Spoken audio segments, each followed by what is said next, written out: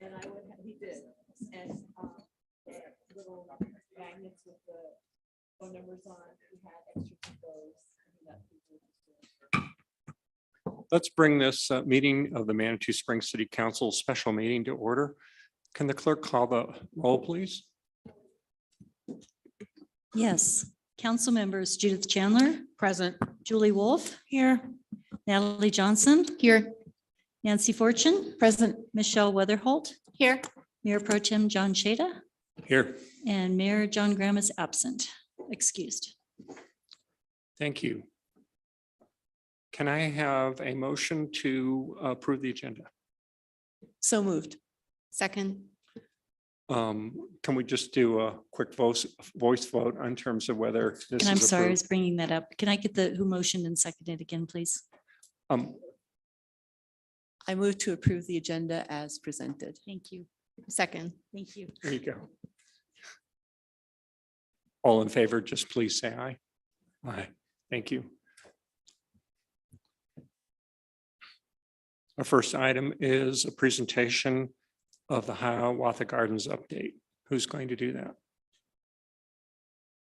Thank you.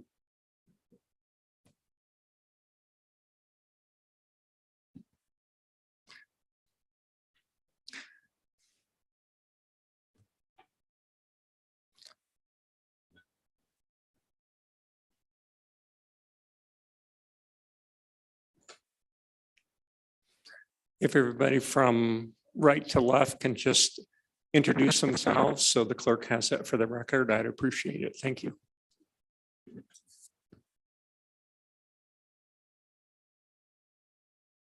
Good evening, Council. I'm Dolger Bennett, City Engineer. I'm Susan Watkins, member of the Hiawatha Gardens Task Force. And Ann Nichols, member of the task force. Thank you.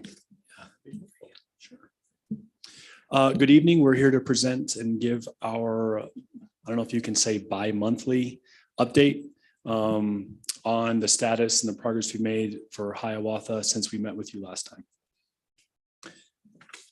Okay, so what's new since March? A lot's new. We have had community events. We've presented some site layouts. We have, council has concurred on recommending that Hiawatha be moved back into the historic district. We have improved the site with this picture here. There's actually 2 sets of stairs, some landscaping improvements. Now there's some split rail out there that helps separate the parking from the building.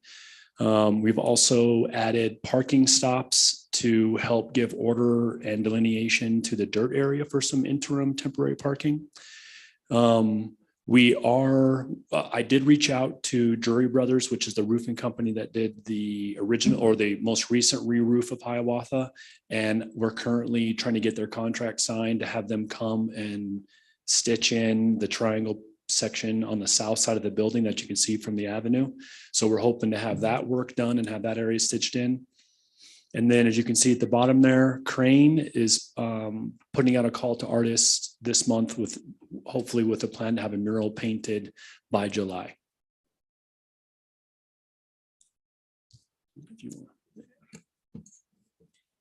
want. We thought we'd give you a little bit of background about what the community, how we've involved the community over the past 6 years since the city purchased the property in 2016. And then we'll talk about more recent community involvement and tell you what we've learned more recently. Beginning in 2017, discussions began to happen about the future of Hiawatha Gardens. In 2017, the first task force was formed. Then in 2018, another task force was formed, replacing the first task force. I'm not sure why, but that's what happened. And Task Force 2 decided to undertake some community engagement to just find out generally how people felt about Hiawatha Gardens. Certainly no decision-making, because at that point we had very little information about Hiawatha Gardens, not nearly the kind of information base we have today.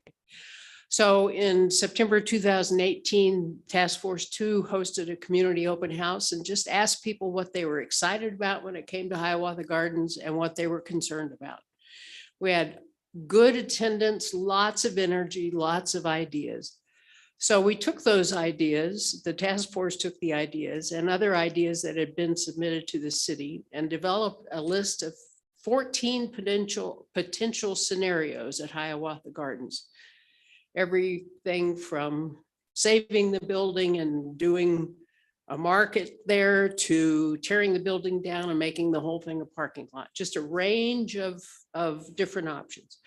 So we took that to a community workshop and had people discuss those different options and then rate the options according to their preferences. We followed that up with a community survey that was open to everybody in the community in January 2019 that basically asked people through a survey to take a look at those 14 options and rate them as well. So we got a lot of consistency in responses from those options. And the consistency was there was more interest in keeping the building than not keeping the building. And then Task Force 3 in this past fall, September 2021, hosted 2 community tours of the Hiawatha Gardens Dance Hall building so that people could see firsthand the condition of the building and see how it was holding up, and also to be able to see firsthand the historic elements that still exist in the building. We thought that was important. So what did we hear? We heard from people. We gathered about 250 responses from 2018 to 2019 in the fall. We heard a wide range of things. Some people said, make it an art center, make the dance hall a music venue again, as it started out originally. Some said that old building isn't worth saving, tear it down. Others said, I agree, tear it down and make the whole thing a giant parking lot. Others said, don't tear it down, create a community market or a cafe or a garden. Others said, recognize the history of the building by putting it back in the historic district. So we heard lots and lots of different ideas, but the overwhelming theme we heard over and over and over again was that building would be great for some kind of community use. So more recently,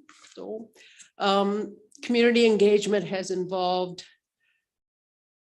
presenting to the community 4 site alternatives. And by the site alternatives, I mean the property surrounding the dance hall. I don't know, Dole probably knows the acreage, but it's the whole property surrounding the dance hall. And then 8 building options. And those options were the dance hall, the historic dance hall building. So the task force and BVH architects developed 4 site alternatives, 8 building options, took those out to the community through first a virtual meeting on March 16th, and then an in-person meeting on March 30th. And the purpose of those meetings was to present the alternatives and the options and have people discuss them and tell us what they thought was best and what they liked least. So that's what we accomplished. Recently, in the last month, the task force has made presentations to the Chamber of Commerce Board and to the Women's Club, just to kind of bring them up to speed on the project. Thank you, Susan. So we added this slide because we wanted to offer a little bit of clarification on area of responsibility versus area of interest and what's the difference. And as we know, there's hardly ever definitive lines between 2 connected things, right? Is the Creek Walk Trail connected to Hiawatha? Well, potentially. What about Old Man's Trail? What about Memorial Park? What about Fountain Creek? And so we really wanted to just highlight, just to kind of offer some clarification, and we offered a definition here of how we're approaching some of those other things. So our area of responsibility, these are the areas that we have the authority to plan and make recommendations. We offered some guidance there on our kind of our limits of what we think is our area of responsibility, which is really more specific to the Hiawatha site. And then some other areas of interest, and, you know, we would be, I don't know if I can say foolish, to not factor some of these things into the site layout, right?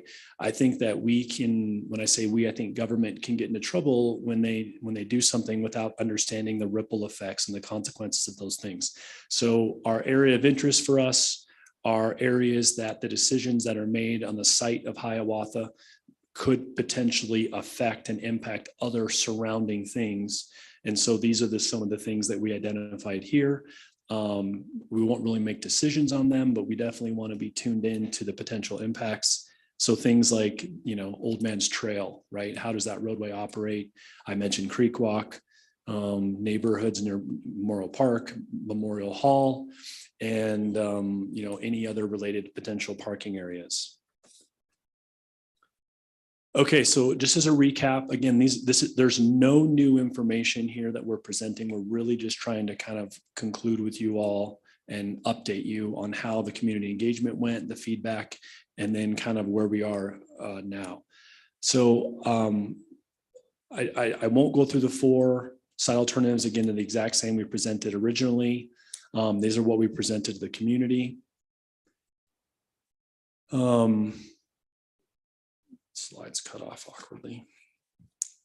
We got responses through the virtual event. We got responses from the in-person event, which was here in Memorial Hall. And then we also received responses just through the electronic survey that we did. We did a Google form.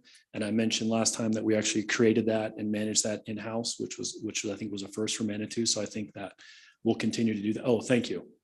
That's better. Let me highlight some of the key responses that we did receive.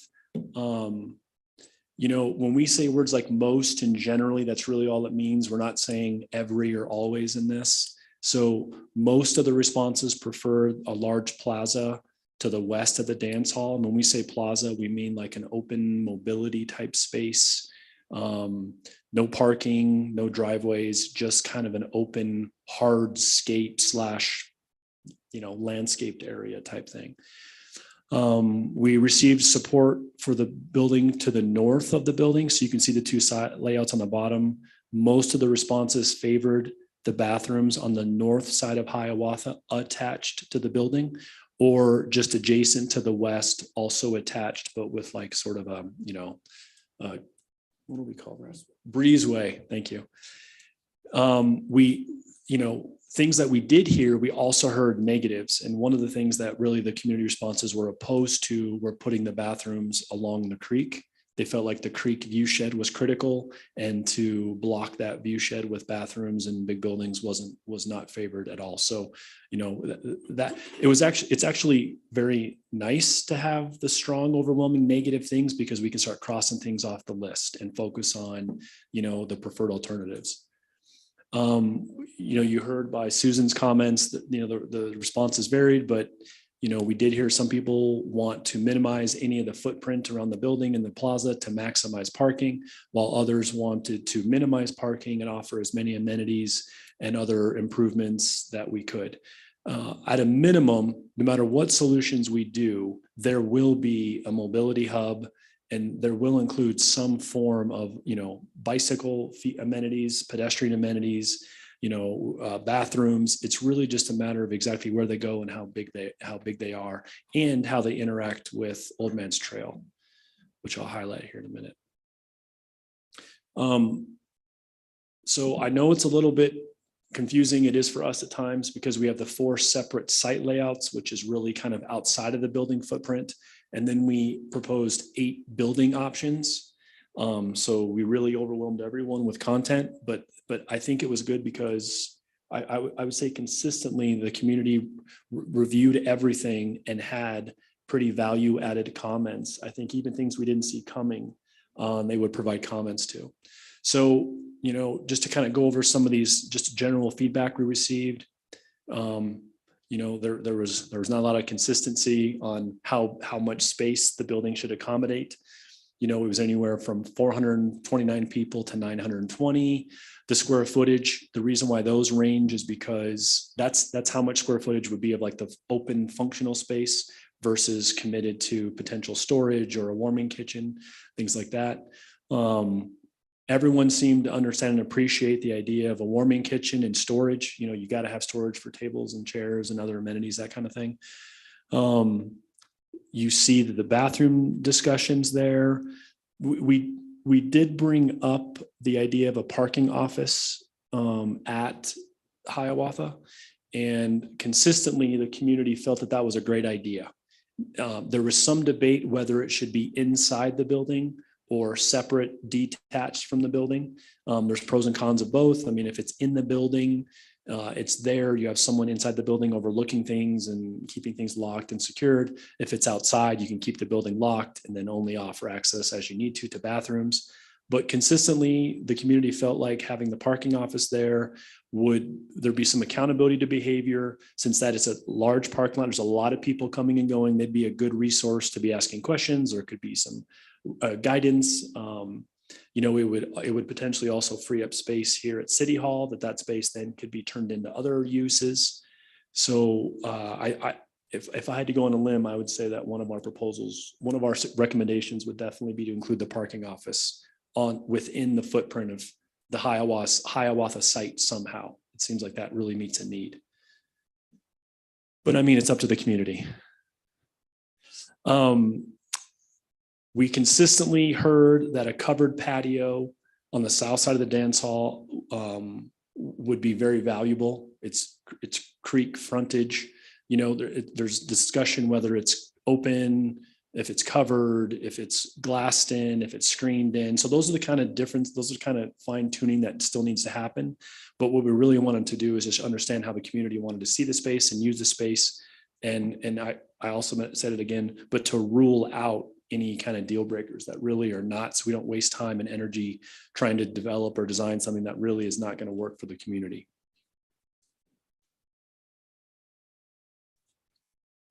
All right.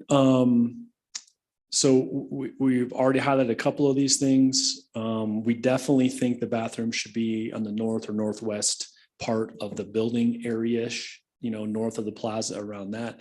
That also works well as you have people who have parked on the east and north side of the building in the parking lot. As they're walking across, that's easier for them to get to the bathrooms. They don't have to go to the south side of the site. I've already mentioned several of those things.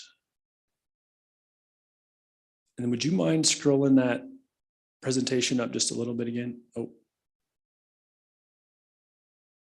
one more slide.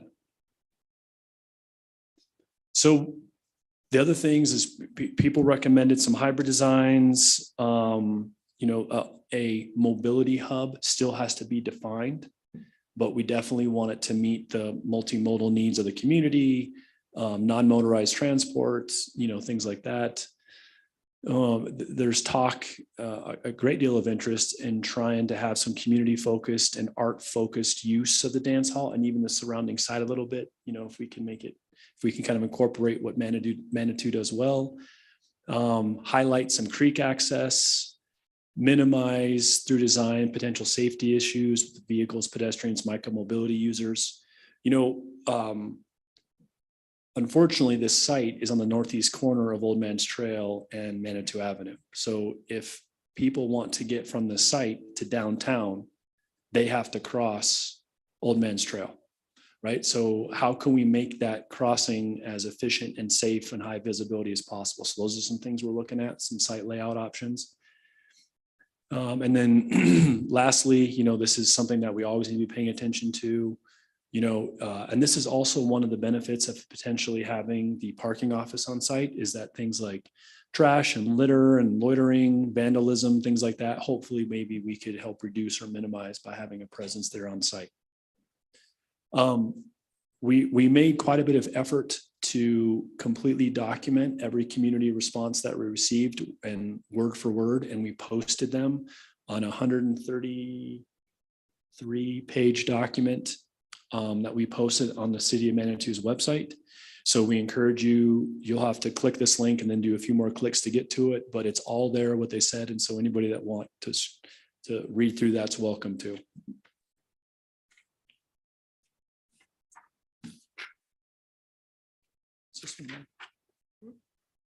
Okay, we're gonna do this one again. Next steps. So I mentioned up there, we talked about eliminating alternatives. So that's really, I think the goal is we really wanted to rule out what's not working, what the community does not support. I've highlighted those here the whole time. So the consultant is going to work to help create a draft plan with 2 site concepts and then 1 or 2 building concepts. The plan is to get those refined, to take them back out to the community in June, and to really try to narrow it down and refine the variables. I mean, we've started with 100 variables and we probably started with 1,000, and the task force worked to reduce it to 100. BVH helped us reduce it to 25, and the community is helping us reduce it even further. Our goal would be to fine tune it and then present the draft plan to city council in July. And then, there's a bunch of assumptions in there, but if things go well, then to potentially work on doing some drawings and cost estimating and construction impacts and things like that, and what it would look like to actually get some of those amenities built, constructed, things like that.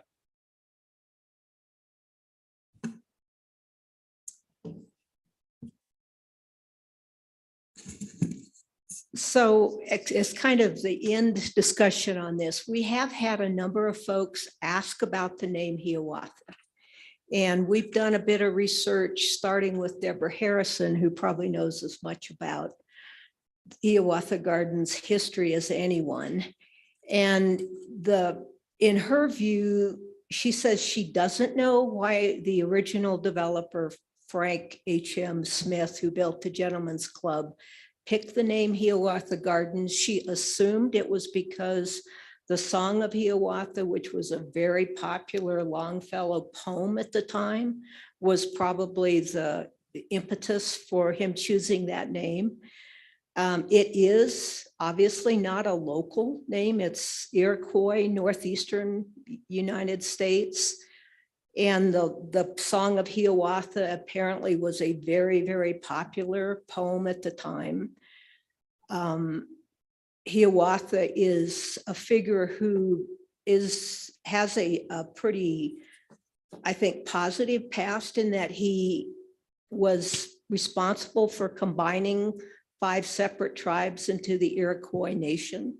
So in our view, at least, in everything we've been able to tell, it was picked in a positive manner, and it was displayed apparently in the Gentlemen's Club. There were these giant pictures from the poem Song of Hiawatha depicting what went on in that poem that were a key part of people going into this Gentlemen's Club.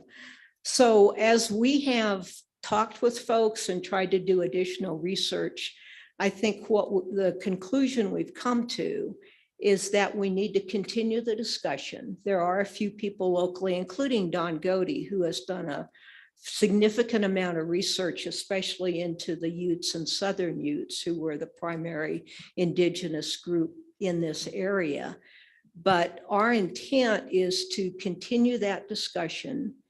And then at some point, because the name is attached now to what we have decided is a historic structure and has been the name since it was built in the early 1900s.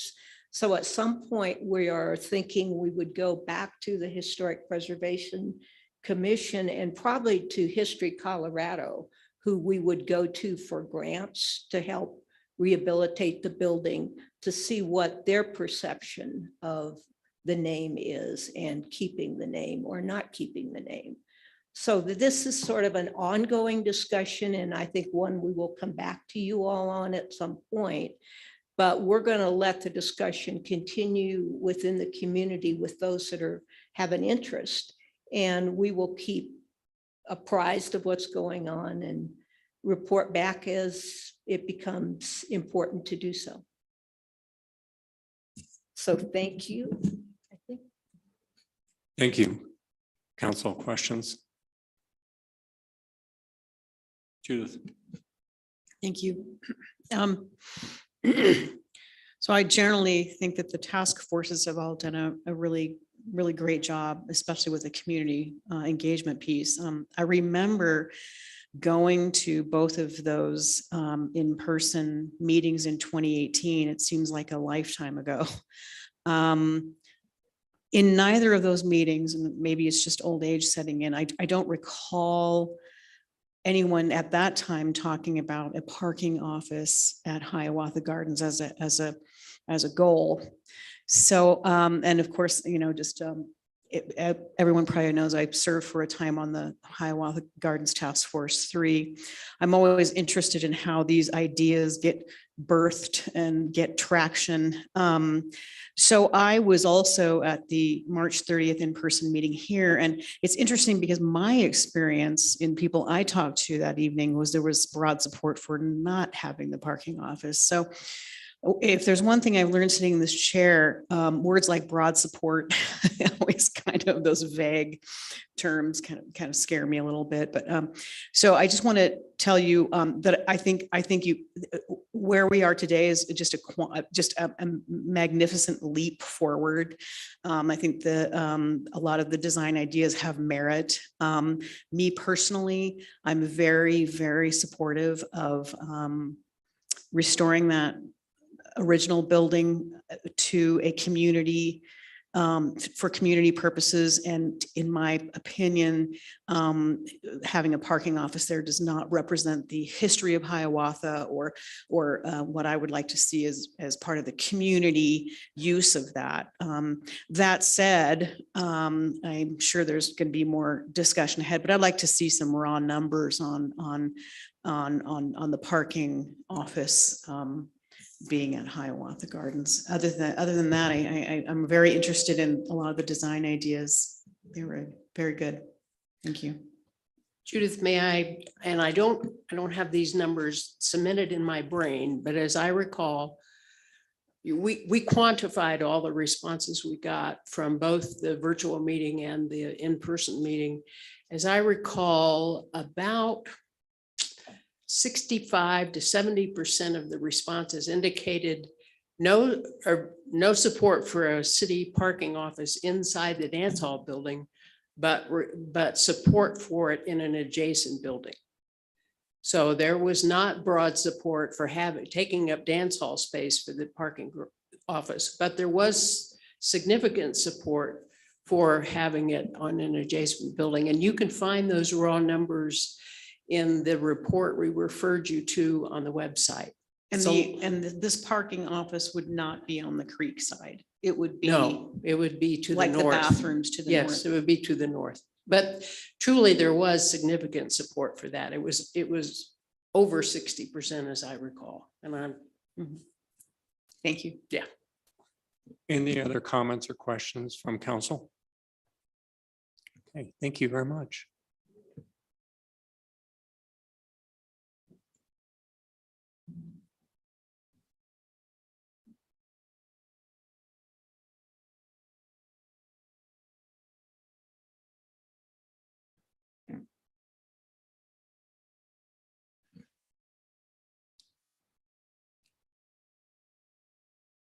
I think we're at item E1, which is the second reading of ordinance 142. Can I have a motion to get that properly before us? So moved. I move that we consider ordinance 1422, I'll second. approving a lease purchase agreement with Clayton Holdings and an escrow agreement with Clayton and Thank you. UMB. Thank you. It's been moved and seconded, and I'll open the public hearing. If there's anybody here who would like to speak for or against ordinance 1422, please come forward. Judy, is there anybody? Nope. All right. Out in virtual land or whatever. Okay. Thank you. Seeing none, then I'll close the public hearing. And council, we probably ought to have a discussion on this, or we can move ahead and vote to approve it. What is your pleasure? No discussion? All right. I'll So move to approve. thank you. Is there a second? Second. Thank you. City Clerk, would you like us to vote electronically or? There you go. Please vote.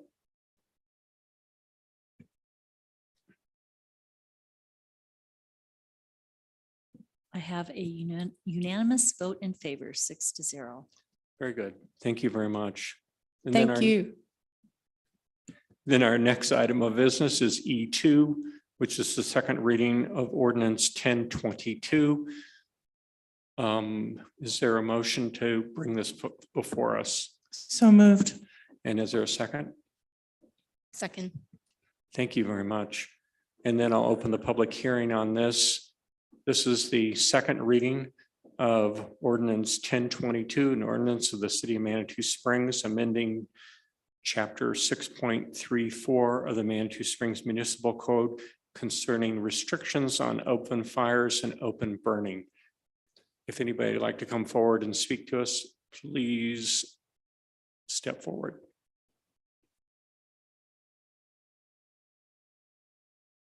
Staff? Mr. Shada, do you want Keith to come forward and talk about some of the changes that you guys wanted us to look at that we weren't able to put in the packet because we didn't have time from the last meeting? Might as well. Okay.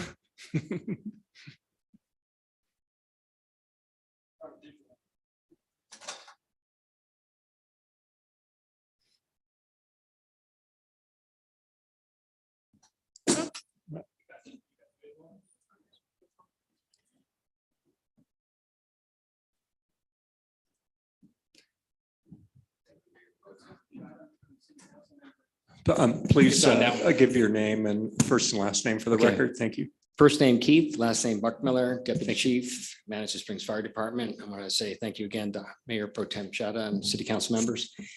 I had a conversation with John, who says aloha, especially after that last snowstorm. He was in happy lands.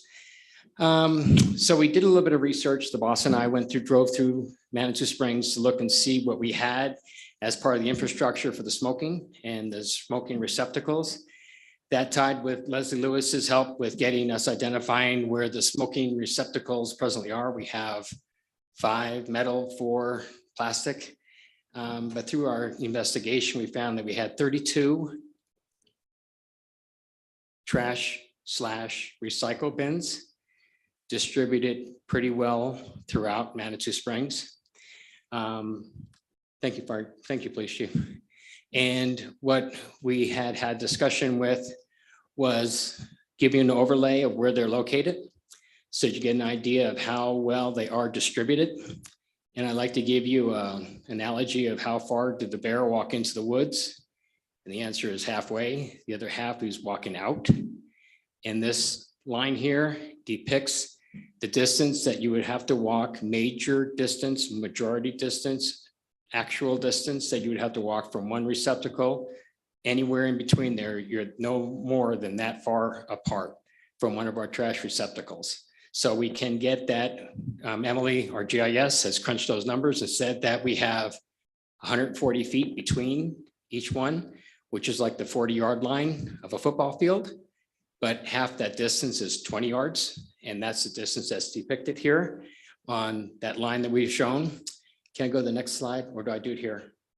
So I went through with conversations with Alex Teffrey, and we have identified a couple of different modules that can be attached to our present infrastructure that exists today.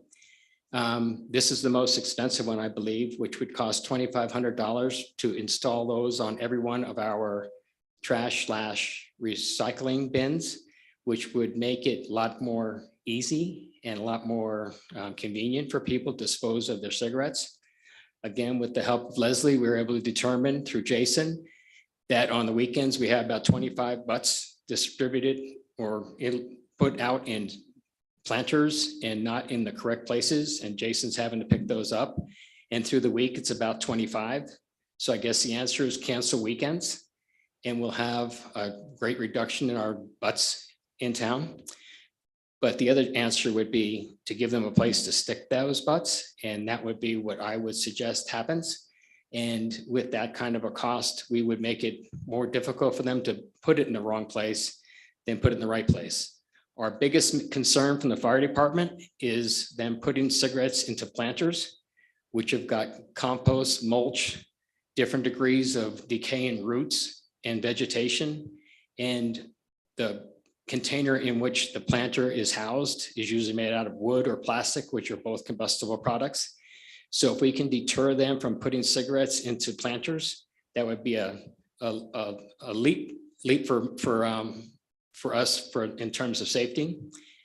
But more importantly, we looked through Manitou Avenue, concentrating primarily from El Paso all the way up to Tubby's Turnaround.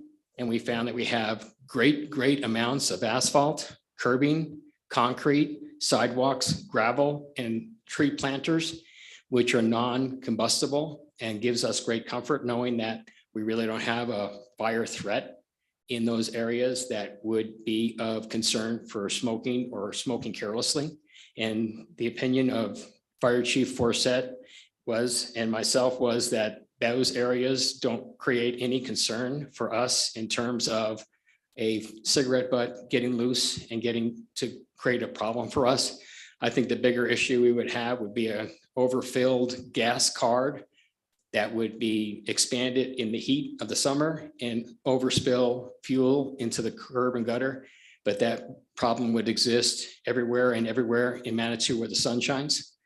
So from the standpoint of Manitou Springs and on, especially from El Paso to Tubby's Turnaround, fire doesn't think we have an issue with that. We have no threat. We think that anything gets overgoing there, we can capture and get our arms around pretty quickly.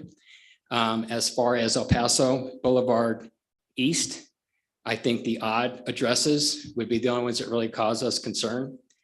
For the first block, we have Memorial Park, which is a non-smoking area, but it's got that walking trail, which causes us concern because that's a vegetated area and we have ladder fuels that would start small, go to some brush areas and get into trees and then start running around us. So the area from El Paso to Old Man's Trail are ones that kind of cause us some concern. The odd number addresses, not so much. I think the odd number addresses have a lot less foot traffic and a lot less people who would be discarding of cigarettes and having cigarettes as part of their activity to get from one place to the other. And that was kind of the findings of what we've got for you. Can I go next slide? Because we have some cheaper versions as well. So there's a one in black. We have one in silver, one in black. And then last slide I've got is that one, which is the same model as the first one. I'm sorry, the second one, but in silver instead. All that said, I think an investment in that, regardless of how we vote it, would be something that I think should be moved upon. I don't want to disregard Skylar for his help in getting some of the data from us, from the his staff members as well. That's the presentation I've got. Is there any questions I might be able to answer? I don't get to give you the floor, the Mayor Pro Tem does. So we have a revised version of the ordinance to vote on before us, because the one in our packet still says about along Manitou Avenue, it's permitted, and the city attorney agreed with me that that's too vague. But it's still there. Do we have any different language to vote on? We do not have anything revised at this point. We're needing direction from you of what you want included and how far you want it to go. And then when you make your motion, I would say make the motion with the ordinance with this following change in verbiage, and then we can make that accordingly.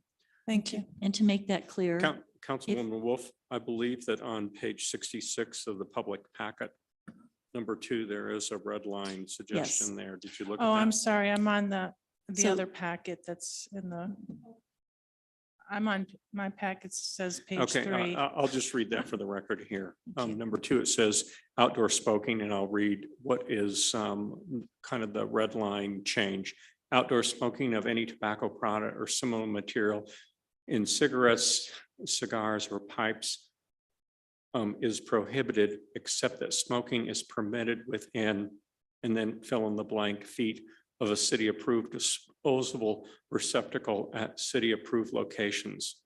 Discarding lighted cigarettes, cigars, pipe tobacco products outdoors other than in a city-approved receptacle is also prohibited. So it looks like the proposal is here. It maybe needs a fill in the blank for the number of feet.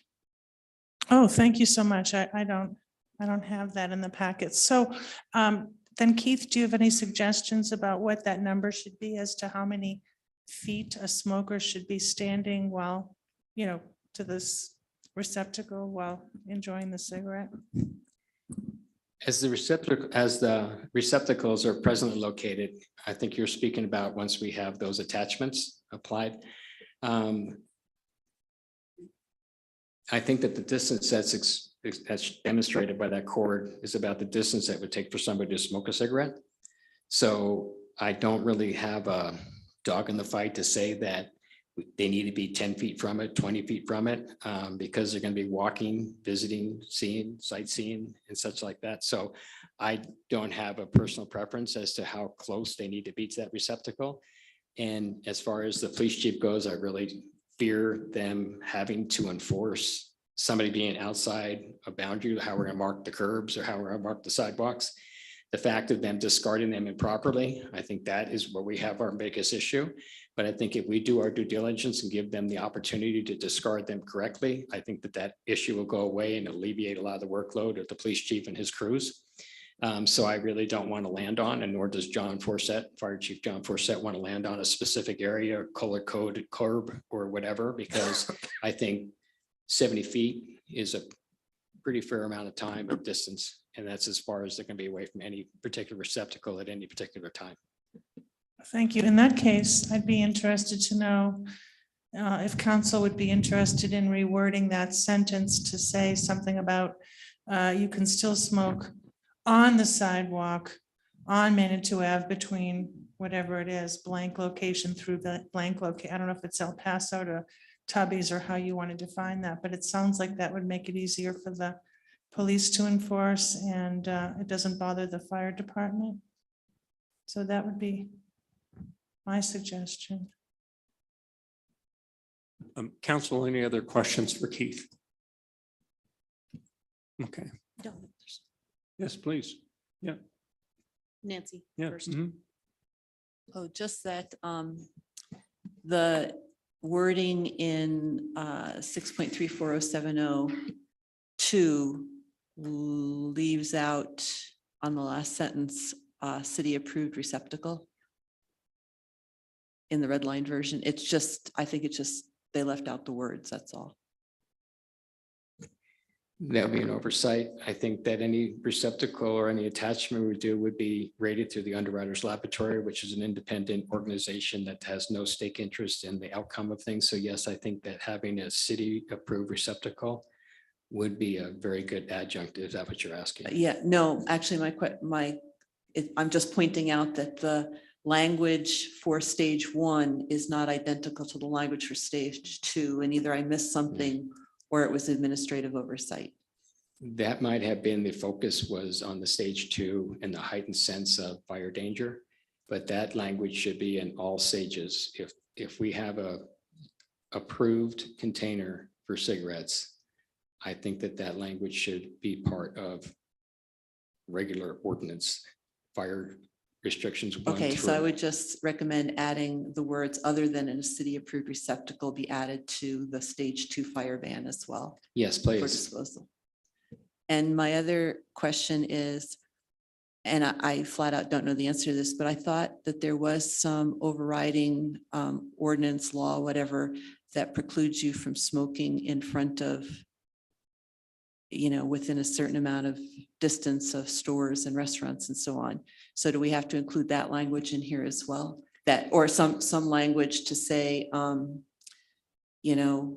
if we use Councilor Wolf's suggestion, then it seems like we would have to say in accordance with all federal or state or local laws or something. I don't know. I think I asked Jeff that question. And he said, if I recall correctly, that you don't have to say that because you'd have to say that in every law in the book. Like you always have to follow federal law and you always have to follow state law. You always have to follow county laws, so if there are any. So he said, no. Okay, thanks. It wouldn't hurt anything, but it doesn't sound like it's necessary. Judith? Well, Counselor Fortune brought up my first question. Thank you for that. That the verbiage should be exactly the same in both of those sections for stage 1 and 2.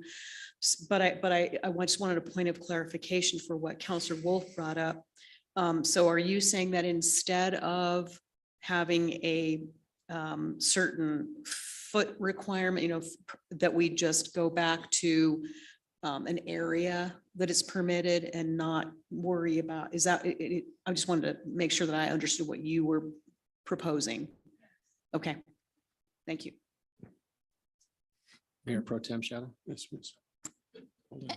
And then my question was, for one of these receptacles, would it be on Manitou Avenue, around Hiawatha Gardens and before City Hall? Because I think about all the people at that main shuttle who get off, whether they're using the incline or not, that's where they're parking, and then they're starting their trek into town. And I don't even think there's a trash can, like when I'm walking my dogs to get rid of stuff, I'm either going across to the park or I'm stopping over here at City Hall to dispose of. Your question addresses the area between City Hall and Hiawatha Gardens, and that's an area that is of great concern for us. Yeah. Even though it's got a creek there. It's pretty Um, dry. Right. Okay. And it's heavily vegetated. And it's cloistered where people won't come by and see that on the sidewalk because they'll probably be on that lower trail. So that is of great concern, and that's why we did not want to identify the area east of El Paso. Thank you. Council, this is a public hearing. Keith, do you have any other comments here? We can What- always have you back. The one thing we really care about is that it's Manitou Avenue, not Oto, not Duclos, not Minnehaha, not Deer Path, not South Path. We need that to be on Manitou Avenue. That's our best protection. That's our best valley. That's our best grade. So all the things are favorable for us to have an issue on Manitou Avenue versus one of those on the hillsides. So Manitou Avenue has got to be the target, or hope to be the target, but the rest is no go. Okay, thank you. Anybody else like to come forward then I'm sorry, Nancy, questions for Keith? Yeah, so I'm interpreting this regulation to mean that in stage 1 and stage 2, our residents can't smoke outside their home. I wouldn't go down that road. I'm talking, We have to go down that road. It's- I think that putting that restriction on somebody is going to make it very difficult for our police officers to see that, and notify that. I think if we make a requirement, this is me, I'm not a lawyer. Clarify that.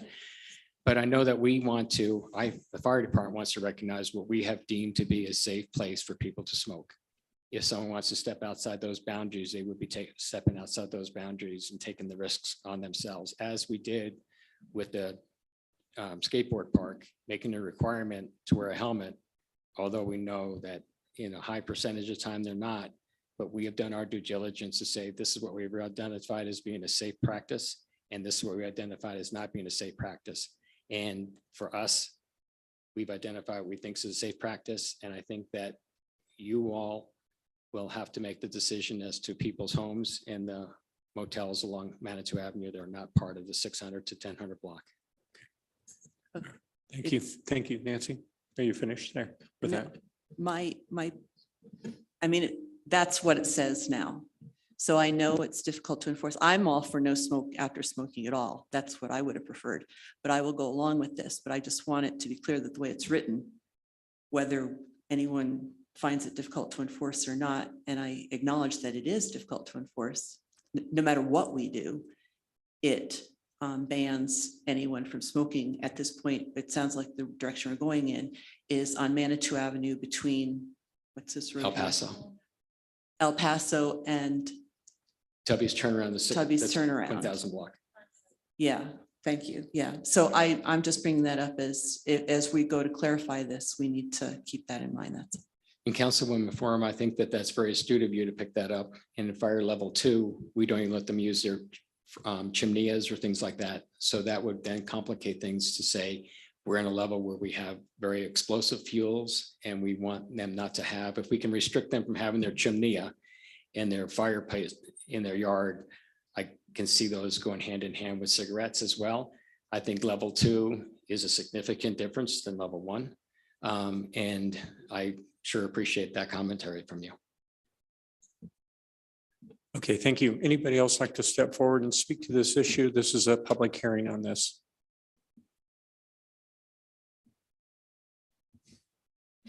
Seeing none, then I will close the public hearing.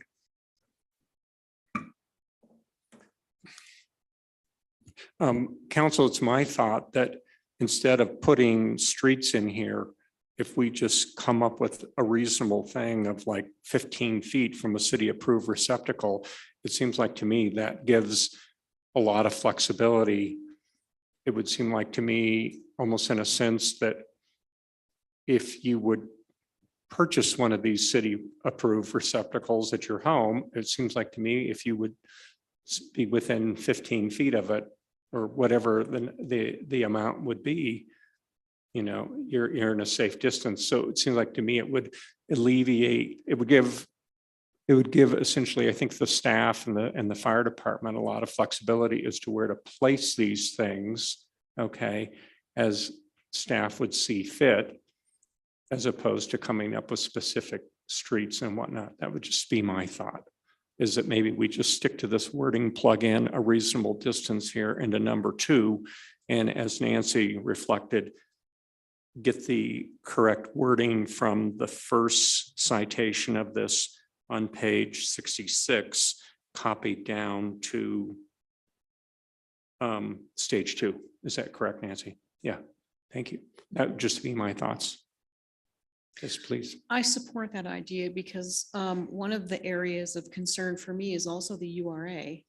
Having sponsored a planter over there, to which all of those junipers are very dead. I check on my planter once a week and people use it as as a smoking receptacle. I mean, there's dry mulch in there. So I support the within 15 feet or how many ever feet council decides. I think 15 is fine, to include, then I would want to ask, are these smoking receptacles also going to be in the area of the URA or just in downtown Manitou?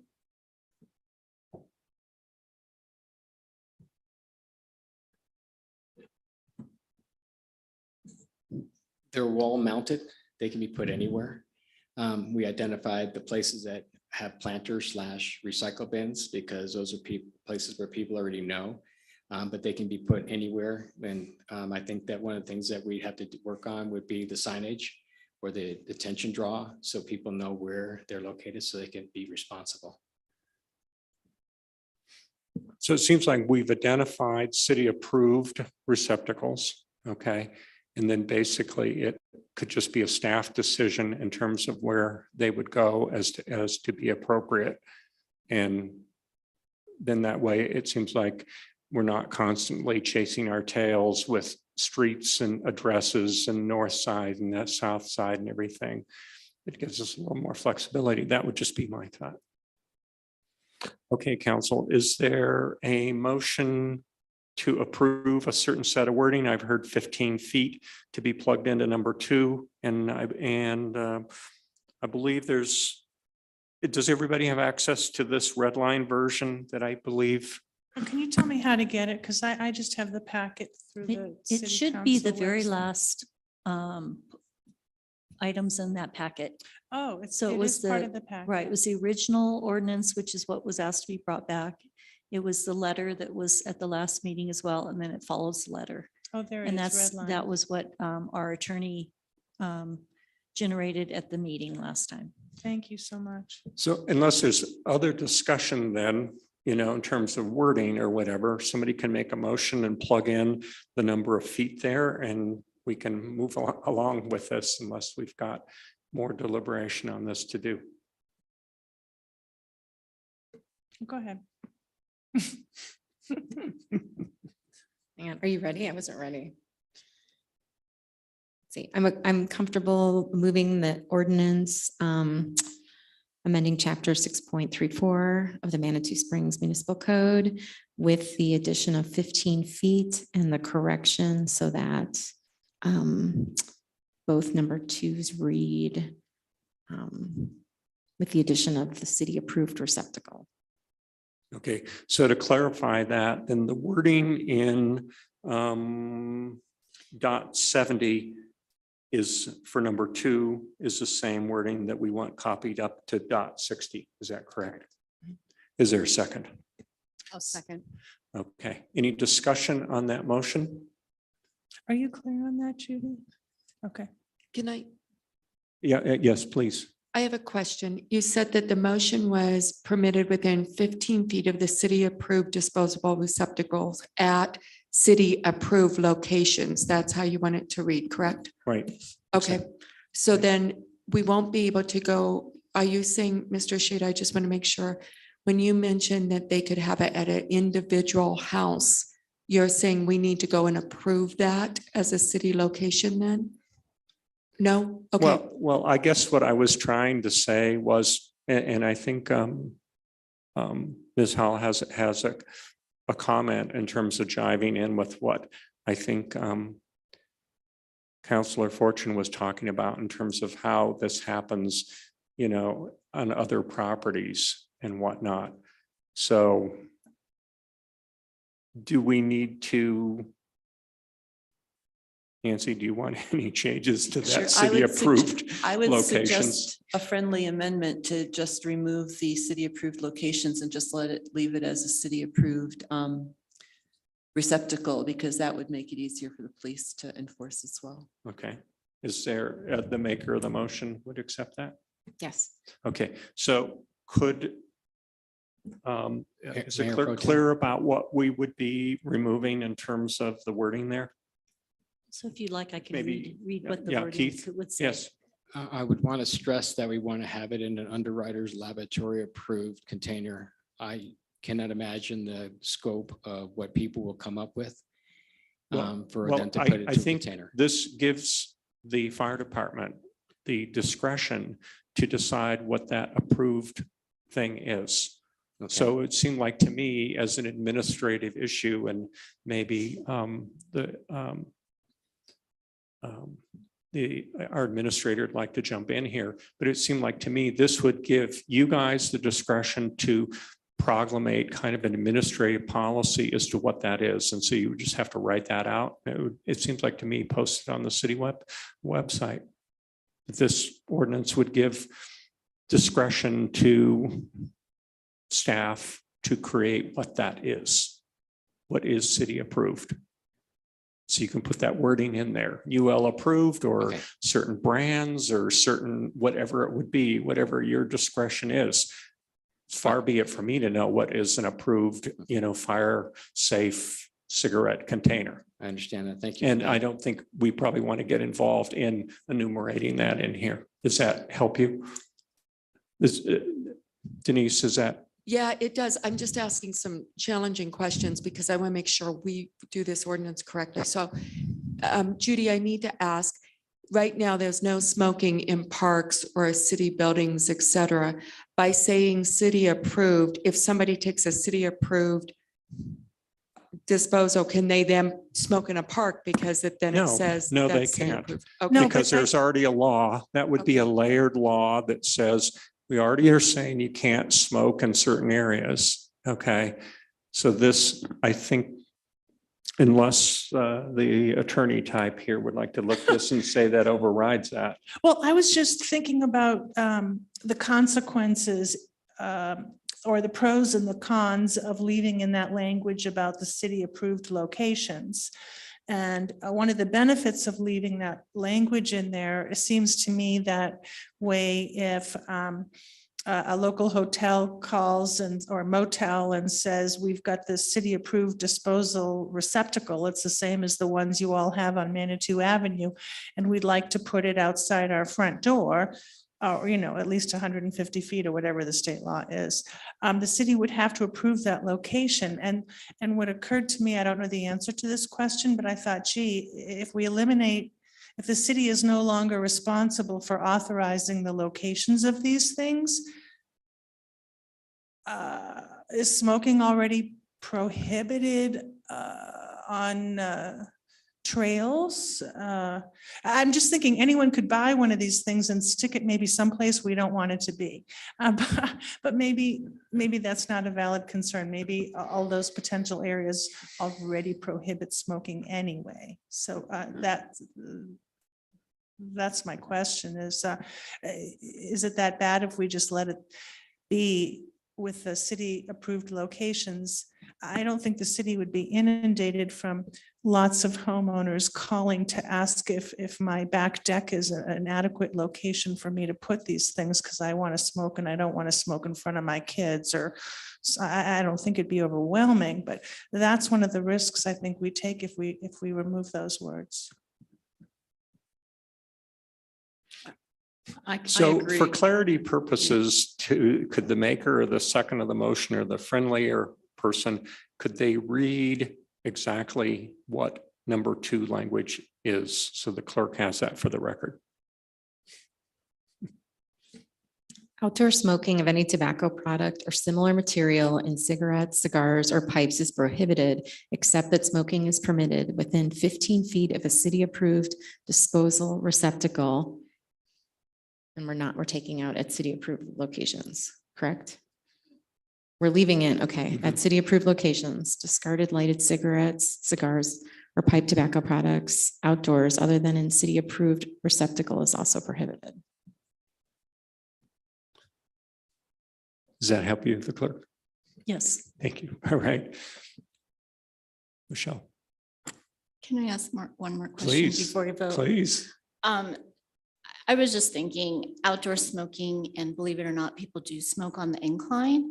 So if we are to stage 1 or stage 2, I know we have this thing that that sits on Manitou Avenue, letting us know like where vaccinations are being held and all the things. Are we going to have something up there that says we are in a stage 1 or stage 2? And I believe the people that work at the bottom of the incline and charge the reservations are Colorado Springs employees. Will they be enforcing it?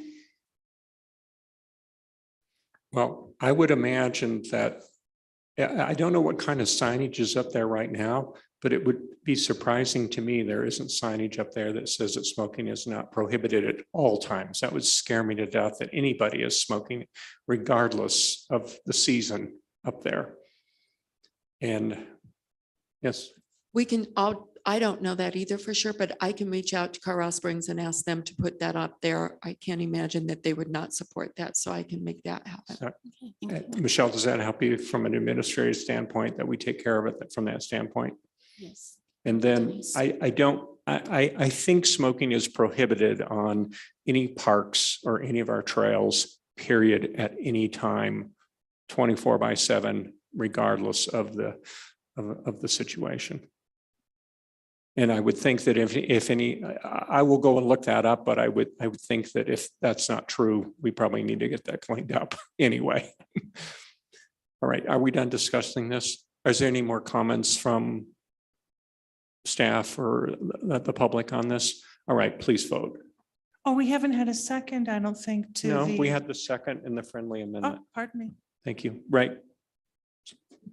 I did second. Yeah, okay, thank you. All right, good deal. Please vote then.